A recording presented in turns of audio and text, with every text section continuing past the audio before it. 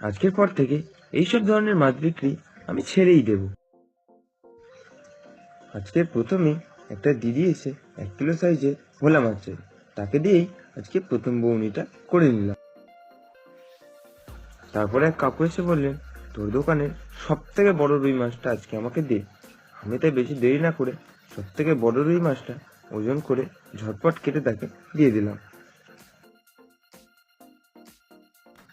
তারপর তার পাশে দাঁড়িয়ে থাকা আরেকটি কাকু তার দাম শুনে বললেন যে তাকেও আরেকটি বড় রুই মাছ দিন, কিন্তু অত বড় রুই মাছ না থাকায় তার থেকে সামান্য ছোট সাইজের আরও একটি রুই ঝপ করে আমি মেপে সেই কাকুকে দিয়ে দিলাম।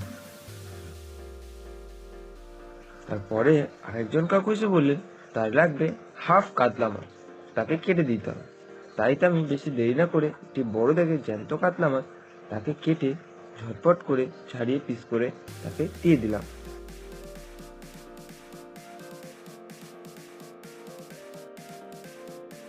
তারপরে আসলেন সেই কাকু যিনি বলে গেছিলেন তার দুটো বড় বড় কাতলা মাছের মাথা এবং দাগা পেটির কাতলা মাছ এবং কিছু ভোলা মাছ নাই।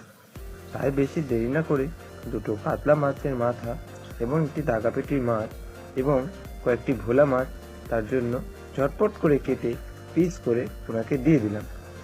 তারপরে একটি মাত্র জ্যান্ত কাতলা মাছ পড়েছিল, আর একটি কাকু এসে বললেন যে তোর দোকানের নাকি কাতলা মাছ খুব ভালো, তাই একটি গোটা কাতলা তিনি দিয়ে দিতে বললেন।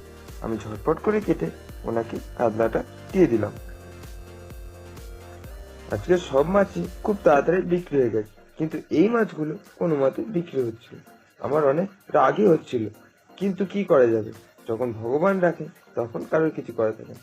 একজন কাকু এসে শেষে প্রত্যেকটি মাছ নিয়ে নিল, এবং এই মাছটার কি নাম সেটা তোমরা কমেন্টে জানিও। তো আজকের মতো এই দোকানদারি শেষ। তো দেখা হচ্ছে কালকের ভিডিও। ততক্ষণের জন্য টাটা।